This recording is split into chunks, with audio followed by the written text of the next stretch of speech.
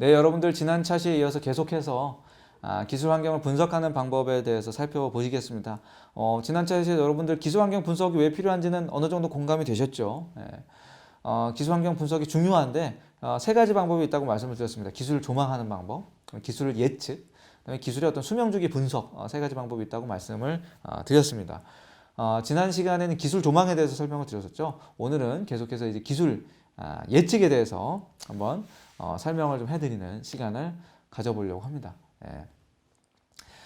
기술 조망이 조금 시장에 잠재력이 있는 기술들에 대해서 조금 포괄적으로 분석을 하는 거라면 기술 예측은 거기서 조금 더 나아가서 조금 더 우리 회사에 도움이 될 만한, 우리 회사의 신성장 동력이 될 만한 기술에 포커싱을 해서 더 초점을 맞춰서 예측을 한다라는 것이라고 말씀을 드렸습니다. 예. 그래서 기술 예측이라는 건 뭐냐면 강의 노트에서 보시는 것처럼 기술 혁신의 활동에 대한 의사결정을 할 텐데요. 그 의사결정을 경쟁 기업보다 더 빨리 하는 게 중요한 거죠. 시장을 선도하기 위해서 경쟁 기업보다 더 빨리 내리고 그렇게 빨리 의사결정을 하기 위해서는 결과적으로 이런 기업의 환경 속에 위치한 이런 특정 기술과 관련된 어떤 신호들, 어떤 기술이 대박이 날 것 같다라는 그런 신호들을 좀 조기에 찾아내서 해석하는 것이 어떻게 보면 이 기술 예측의 가장 중요한 의미다라고 말씀을 드릴 수 있을 것 같고요. 제가 여기 기술 조망과 예측의 차이점도 좀 뭐 차이점이라기보다도 좀 각각의 특징을 한번 좀 비교해서 설명을 드렸는데요. 우리가 지난 차시에 살펴본 조망이라는 것은 좀 포괄적인 측면이 강합니다. 말씀드린 것처럼 포괄적인 측면에서 기술 환경 내에 존재하는 그런 미약한 어떤 미래 기술의 신호를 조기에 인지하는 것이 이제 조망이다라고 말씀을 드렸고요. 예측이라는 것은 조망을 통해서 도출된 기술이 있으면 어떤 이런 기술 조망을 통해서 도출된 기술 후보군이 있으면 그걸 정말로 우리 회사가 이제 여기서 어디에 포커싱을 해야 되지? 심층적으로 이제 예측을 하고 분석을 하는 것을 우리가 기술 예측이다라고 구분을 할 수가 있습니다. 그래서 그렇다라고 한다면 뭐 포커싱을 한다라고 하면 뭐 어디에 포커싱을 맞춰서 그 기술이 가지고 있는 잠재력을 평가할까 궁금해하실 수가 있을 것 같은데요. 바로 이런 것들을 이제 예측을 하게 됩니다. 그래서 뭐 가령 기업의 어떤 경쟁 우위에 미칠 수 있는 여러 가지 제품 기술, 그죠? 제품 기술 그리고 제품 기술이라는 건 말 그대로 신제품을 개발을 하는데 필요한 기술을 의미를 하는 거죠. 공정 기술은 뭔가 어떤 공정의 혁신을 꾀할 수 있는 생산성을 향상할 수 있거나 공정의 혁신을 꾀할 수 있는 그런 기술들을 의미를 하는 거겠죠. 그리고 기타 서비스 기술, 고객에게 제공하는 그런 서비스 기술의 개발 정도, 해당하는 기술을 바탕으로 한 제품 기술, 공정 기술, 서비스 기술의 개발 정도를 예측을 하는 걸 수도 있고요. 또 중요하게는 시장에 이제 우리만 있으면 얼마나 좋겠습니까만 경쟁 기업도 있죠. 경쟁 기업이 우리가 보고자 하는 그 기술에 대해서 얼마만큼의 어떤 포지셔닝을 차지하고 있나, 얼마만큼의 역량을 갖추고 있냐라는 부분들 역시 또 파악을 해야 될 겁니다. 그리고 또 잠재적인 대체 기술도 굉장히 중요합니다. 우리가 어떤 미래 신기술에만 주목을 하다 보면 사실은 가장 큰 실수는 나무만 보고 숲을 보지 못하는 거거든요. 사실은 아무리 신기술이라고 하더라도 또 언젠가는 또 그 신기술을 또 대체하거나 아니면 여러분들이 인지하지 못한 사이에 이 신기술에 대한 또 경쟁 기술이죠. 대체 기술이 또 서럽게 또 주력으로 급부상할 수도 있습니다. 그렇기 때문에 어쨌든 여러분들이 눈여겨보고자 하는 그런 기술을 둘러싼 또 주변 기술들, 대체 기술들의 발전 양태들도 한번 살펴보는 것도 굉장히 중요할 것 같고요. 그리고 또 기업의 또 경쟁 변수에 미치는 이런 미래 영향 정도를 살펴보는 것도 굉장히 중요하지 않을까 생각이 됩니다. 그래서 기술 예측이 굉장히 중요합니다. 예측을 제대로 못하면 어떻게 됐죠? 아까 지난 차에서 본 것처럼 코닥처럼 그리고 노키아처럼 그런 길을 걸을 수도 있다라는 거를 여러분들 알아두시면 좋을 것 같고요. 근데 이제 여러분들 기술 예측이잖아요. 예측이라는 건 뭐죠? 아직 눈앞에 펼쳐지지 않았습니다. 답이 뭔지 몰라요. 정답이 뭔지 모른다는 거죠. 근데 그럼에도 불구하고 그걸 확률적으로 예측을 한다는 거예요. 어떠한 기술이 어떠한 발전 과정을 거치게 될까. 그러다 보니까 사실은 기술 예측이 어렵죠. 말이 기술 예측이지 사실은 기술 예측을 정확하게 한다는 게 굉장히 어렵습니다. 근데 이제 기술 예측을 한다는 게 왜 어려울까요? 바로 이 기술 발전의 패턴이라는 게 있는데 이 패턴 자체가 예측하기가 어렵기 때문에 그렇습니다. 예. 가령 우리가 보통 어떤 기술 예측을 한다면 가장 많이 하는 것 중에 하나가 어떤 과거의 트렌드를 바탕으로 어떤 시계열로 추정을 하는 겁니다. 과거에 이런 트렌드가 있으니 이 트렌드를 그대로 따라간다는 가정하에 미래의 트렌드도 그렇게 따라가지 않겠느냐라는 거죠. 그게 이제 가령 이런 거거든요. 지금 이 그래프를 보시면 가로축이 이제 시간이고 세로축이 어떤 진보의 폭이 되겠군요. 예. 근데 이제 시간이 지금 이 점선 부분이 이제 현재인데 현재 이전이 이제 과거 시점이 되겠죠. 자, 과거 시점의 어떤 이런 진보의 폭을 바탕으로 해서 우리가 어떤 현재 이후의 시점을 예측을 한다라고 하면 어떤 과거의 시계열 분석을 바탕으로 어떤 트렌드를 분석을 하다 보면 과거의 트렌드를 따라간다는 전제하에는 여러분들 보시다시피 어떤 검은색과 같은 이런 진보의 폭 트렌드를 가져갈 것이다 라고 예측을 하실 수가 있어요. 그렇죠? 근데 사실은 모든 현상들이 이렇게 간단하게 딱 원하는 대로 따라가 주지 않습니다. 분명히 과거에는 이렇게 상승세였지만 갑자기 어떤 외부적인 변화로 인해서 그 상승폭이 둔화가 돼서 정체가 돼버릴 수도 있고요. 이 빨간색으로 보시는 것처럼. 아니면 그것이 아예 하락세로 이어져서 정말로 과거의 상승세로 이어진 게 그냥 한순간에 하락세로 바뀌어버리는 그런 일도 있을 수가 있습니다. 바로 여기 보시는 것처럼 기술이 가지고 있는 어떤 자체적인 특성 때문일 수도 있고요.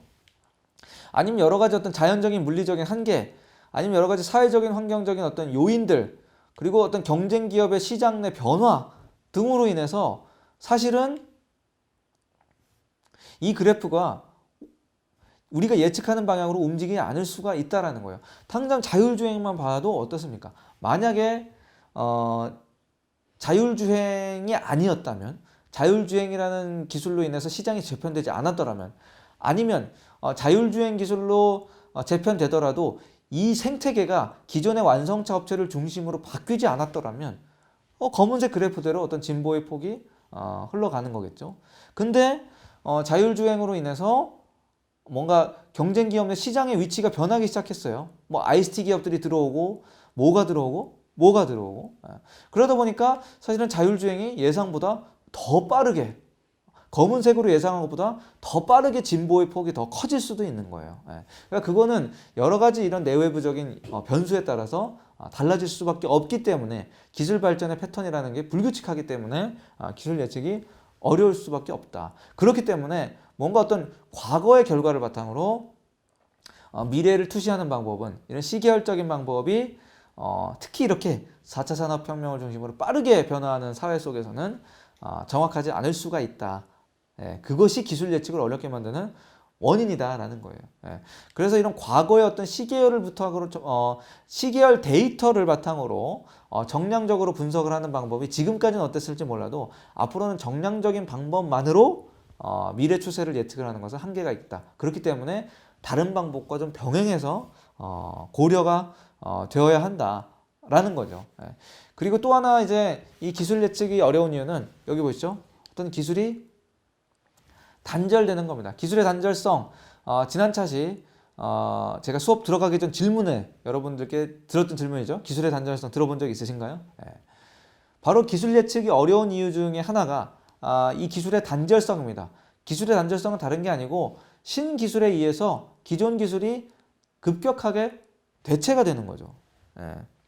뭐 모바일 어떤 폴더블 폰으로 이제 어떤 주력으로 확대되어 나가고 있던 시장이 갑자기 어느 순간 스마트폰으로 인해서 대체가 되는 거예요. 그 기존의 기술이 대체가 되는 거죠. 또 그리고 보시는 것처럼 뭔가 타자기를 중심으로 타이핑을 하던 시장에서 어느 순간 갑자기 어떤 PC 시장의 디지털 시장으로 재편이 되는 거예요. 근데 문제는 이렇게 신기술에 의해서 기존 기술이 대체된다는 거를 여러분들 보시는 것처럼 이런 과거의 사실은 어떤 경향을 바탕으로 미래를 예측하는 이런 기법으로는 예측을 하기가 어려운 거예요.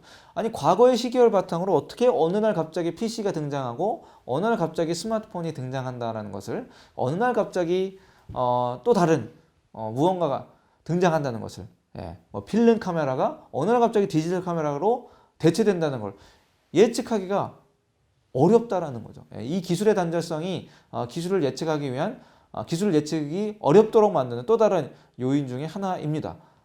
그러다 보니까 사실은 그 뒤로 계속해서 연쇄적인 어려움들이 생기는 거거든요. 가령 자 어쨌든 신기술에 의해서 기존 기술이 대체될 가능성이 생긴다고 할지더라도 그런 것들을 예측을 한다라고 할지더라도 그럼 과연 경영자는 자신의 주력 기술을 보호해야 되는가?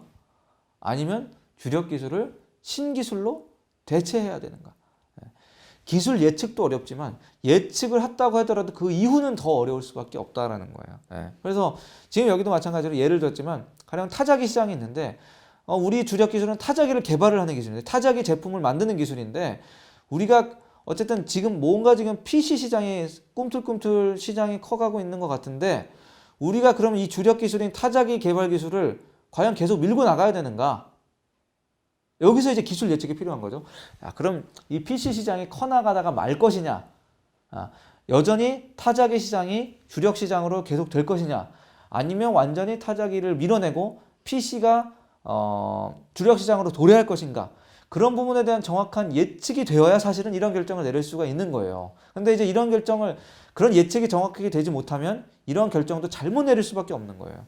주력 기술을 보호해야 되느냐, 주력 기술을 신기술로 대체해야 되느냐를 고민해야 되는데 오답을 낼 수가 있다는 거죠. 그러면 코닥과 노키아의 결말이 된다는 거죠. 그리고 또 중요한 건 만약에 대체해야 된다면 그 시점이 언제가 되어야 하느냐라는 거예요. 만약에 신기술이 대체해야 되고 그래서 우리도 이제는 주력 기술을 보호해야 하는 것이 아니라 신기술로 대체해야 된다면 그 시점이 언제가 되냐? 지금이냐?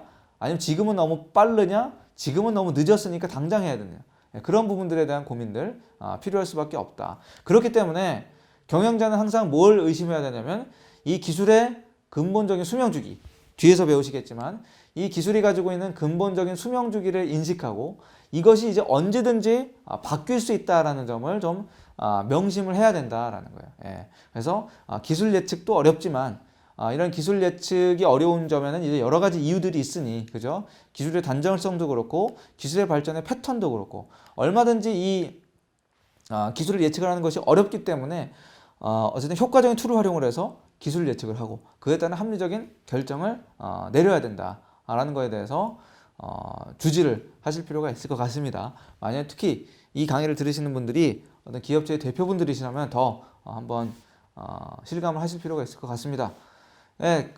그럼 기술 예측에는 어떤 방법이 있을까요? 우리가 잠깐 살펴봤지만 바로 이 그래프에서 살펴봤죠. 바로 이게 뭐였죠? 뭐 가로축은 시간, 세로축은 준보의 폭이었는데 과거의 어떤 데이터를 바탕으로 시계열로 인식을 해서 정량적인 데이터를 바탕으로 미래의 추세를 예측을 하는 거죠. 정량적인 분석법이다라고 이야기를 합니다. 정량적인 분석법.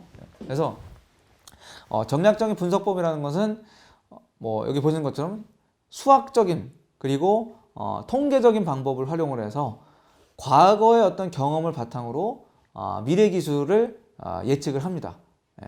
그래서 수학적 통계적 방법을 통해서 과거 경험을 바탕으로 미래 기술을 예측한다. 그렇기 때문에 과거의 경험이 그대로 이어진다라고 하면 사실은 정량적인 방법이 굉장히 효과적인 방법이에요. 그래서 과거의 기술 능력의 축적이 미래에 영향을 미치지 못하는 기술에 활용하기에는 반대로 부적합하다라는 거예요.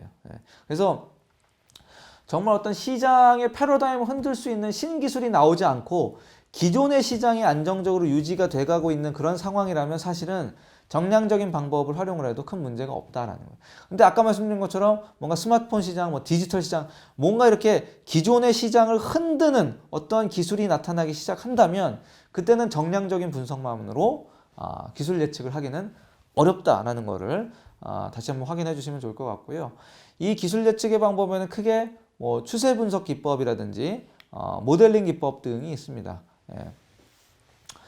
추세 분석 기법이라는 건 말 그대로 추세를 분석을 하는 겁니다. 아까 그래프에서 보신 것처럼 기술 발전의 패턴 그래프에서 보신 것처럼 과거와 현재의 시계열 자료를 바탕으로 해서 과거와 현재의 시계열 자료를 바탕으로 해서 미래에 확장을 하는 기법을 우리가 추세 분석 기법이라고 합니다. 그래서 가령 상승 국면이라고 한다면, 그렇죠? 가령 상승 국면이라고 한다면 지금까지 상승 국면이었다면 앞으로도 상승 국면이 될 확률이 높다라는 거죠. 어떤 것이 하강 국면이라면 앞으로도 하강 국면이 될 가능성이 크다. 계속해서 유보하는 국면이라면 앞으로도 정체될 국면이 크다. 이런 어떤 추세를 바탕으로 해서 미래를 확장하는 기법이기 때문에 당연히 이 추세 분석 기법의 가장 중요한 가정은 과거의 추세와 조건이 미래에도 변하지 않고 계속된다는 그런 가정이 있기 때문에 이 추세 분석 기법을 활용하는 거죠. 이런 추세 분석 기법이 단기간의 예측에는 굉장히 좋아요. 어쨌든 짧은 기간에 그렇게 시장이 급격하게 변하지 않는다라고 한다면 단기간의 예측에는 굉장히 정확하다라고 할 수는 있겠지만 그럼에도 불구하고 사실은 장기간의 예측 정확성이 매우 떨어진다. 사실은 기업이 항상 단기간의 예측만 하는 건 아니잖아요. 굉장히 장기적인 관점에서 로드맵을 수립을 하고 사업 계획을 마련을 해야 되는 경우도 있을 거고 그 사업 계획 속에서는 어떤 새로운 기술을 개발하는 플랜도 있을 텐데 이런 추세 분석 기법을 활용을 하면 장기간의 예측 정확성이 떨어질 수도 있기 때문에 이런 장기 로드맵을 구축을 하는 기업의 입장이라면 이런 추세 분석 기법은 조금 적합하지 않을 수가 있다. 그리고 추세 분석 기법은 어쨌든 과거의 데이터를 활용을 하는데 상당히 또 많은 자료가 필요할 수도 있다라는 부분은 이 추세 분석 기법의 단점이 되는 거죠. 다음은 모델링 기법입니다. 모델링 기법. 모델링 기법은 식을 활용을 하는 겁니다. 다이어그램이나 방정식이나 시뮬레이션을 활용을 해서 행위 예측을 하는 겁니다. 행위 예측을 하는 건데 그러니까 추세 분석과 다른 건 추세는 말 그대로 어떤 트렌드를 파악을 하는 건데 이거는 이제 트렌드를 파악을 한다기보다도 어떤 현상을 일반화할 수 있는 모델링에 기반을 해서 그 모델링에 기반을 해서 이제 행위를 예측을 하는 거죠. 그래서 이게 어떤 다차원의 함수로 표현이 될 수가 있기 때문에 단순히 어떤 뭐 상승, 뭐 하강, 유보 이런 단순한 예측보다는 조금 더 고차원적으로 시스템 행위를 예측을 하는 거죠. 근데 그렇다고 하더라도 어떤 현실 세계가 그렇게 어떤 뭐 식 한두 개 간단하게 이렇게 현실 세계가 식 한두 개로 예측될 수 있는 건 아니잖아요. 그렇기 때문에 여기에도 어쨌든 가정은 있습니다. 뭐냐? 현실 세계의 어떤 근본적인 움직임과 예측은 단순한 모델에 의해서 파악될 수 있다. 그러니까 단순화해서 최대한 현실을 단순화해서 이거를 방정식화하고 시뮬레이션화해서 예측을 할 수 있다. 그러다 보니까 자연스럽게 어떻게 되죠? 복잡한 상황에서는 잘못된 예측을 할 수 있다라는 거예요.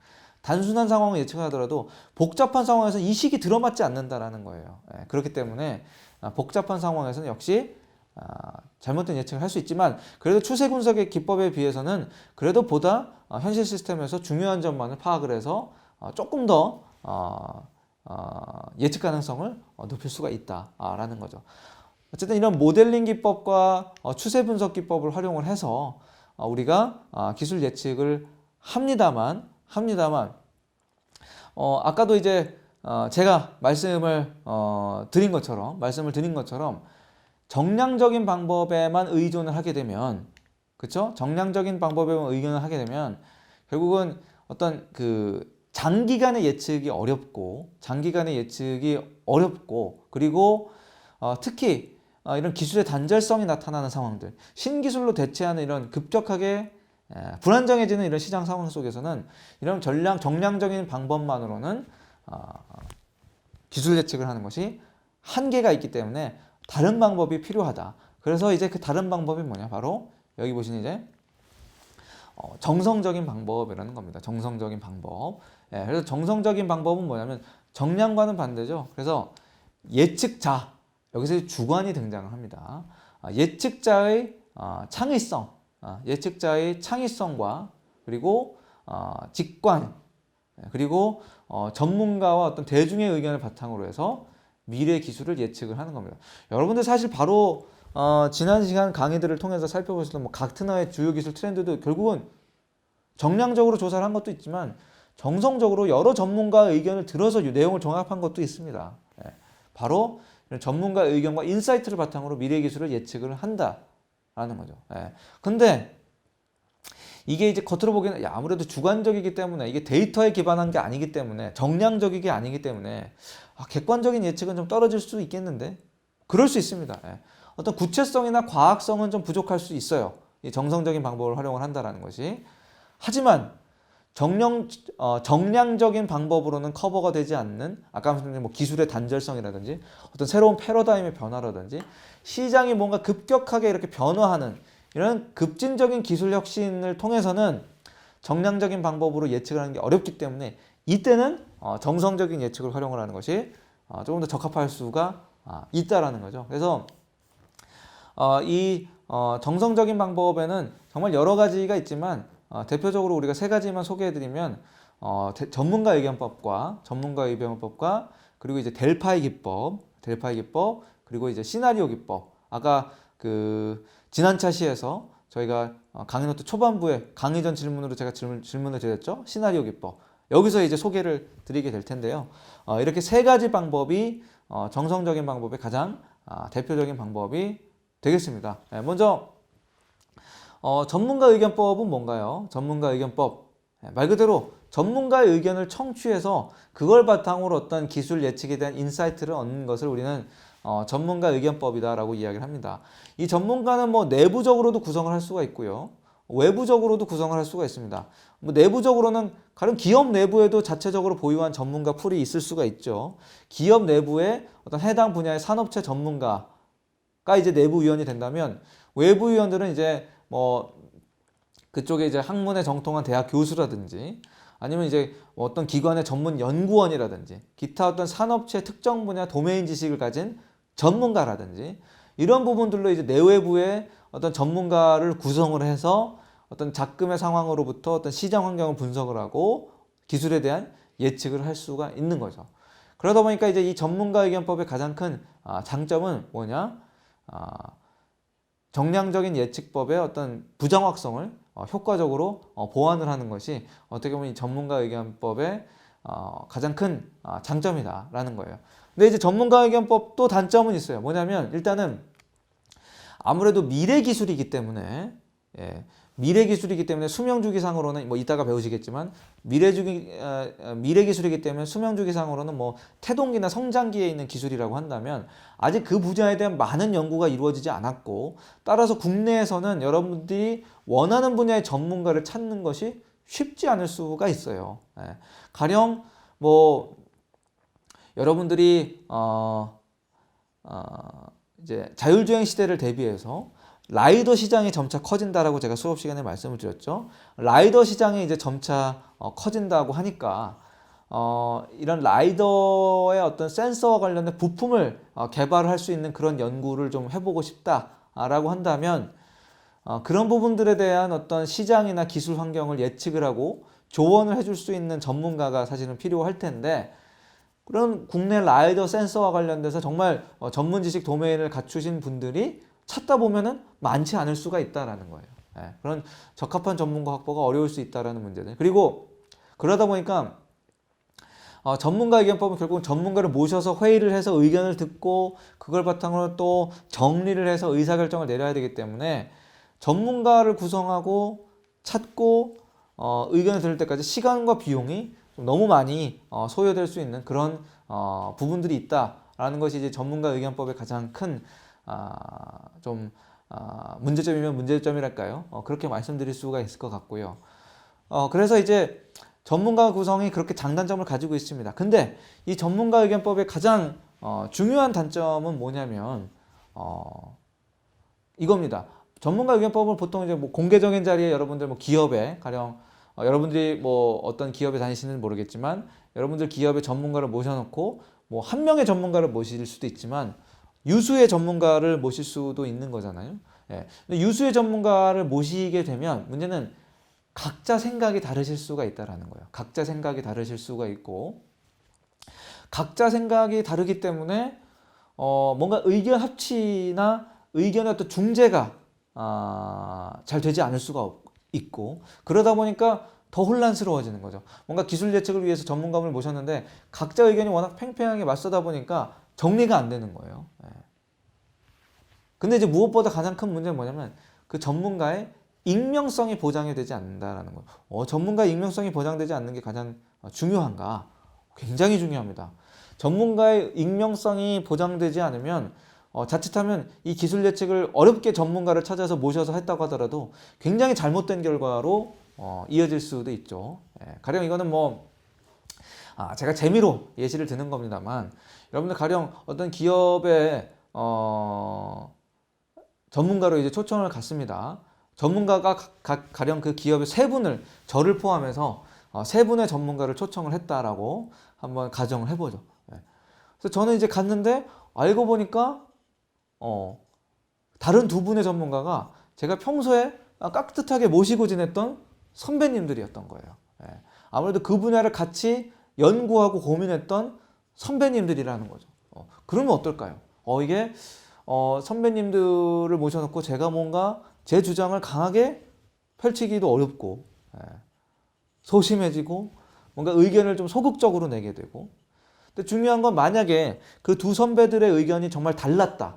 내가 보기엔 정말로 두 선배들의 의견이 좀 잘못됐다라고 생각을 한다. 나는 좀 다른 관점에서 생각을 하고 싶다라고 이야기를 하고 싶어도 제가 평소에 깍듯하게 모셨던 선배이기 때문에 그렇게는 못하죠.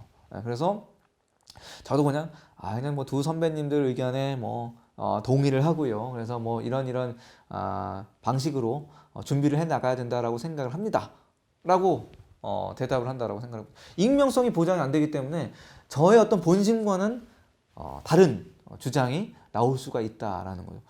그러면 결국은 이제 기업의 입장에서는 물론 그 선배들의 의견이 결과적으로 맞을 수도 있겠지만, 만약에 그렇지 않다라고 한다면 기업의 입장에서는 나름대로 전문가 의견법을 활용을 해서 전문가들을 모시고 기술 예측에 관련된 의견을 수렴을 하는데 그게 제대로 안 될 수가 있다라는 거예요. 그렇기 때문에 여러분들은 어떻게 해야 됩니까? 전문가 의견법을 하되 전문가들의 어떤 개개인의 어떤 다양성과 창의성을 또 충분히 존중해 줄 수 있어야 됩니다. 그러려면 기본적으로 또 전문가가 익명성이 보장이 되어야 할 수도 있어요. 물론 모든 상황에서 익명성이 보장이 되어야 하는 건 아닙니다만, 어쨌든 익명성이 필요로 하는 상황이라면 그렇게 해야 된다는 거예요. 그렇게 해야 조금 더 어떤 창의성이나 다양성을 바탕으로 해서 더 다양한 기술 예측과 관련된 아이디어들이 나올 수가 있기 때문에, 그렇기 때문에 그런 상황에서 우리는 어떠한 표현을 쓰는 바로 델파이 기법이라는 것을 사용을 합니다. 델파이 기법이라는 걸 사용을 하고, 그래서 이제 이 델파이 기법이라든지, 그리고 또 아직 시나리오법이 남았네요. 델파이 기법이라든지 우리가 시나리오 기법이라는 거는 우리가 다음 차시를 통해서 한번 자세히 살펴보도록 하겠습니다. 오늘 저희는 이제 기술 조망에 이어서 기술 예측과 관련된 방법들을 좀 말씀을 드렸습니다. 기술 예측에는 크게 정량적인 방법과 정성적인 방법이 있었습니다.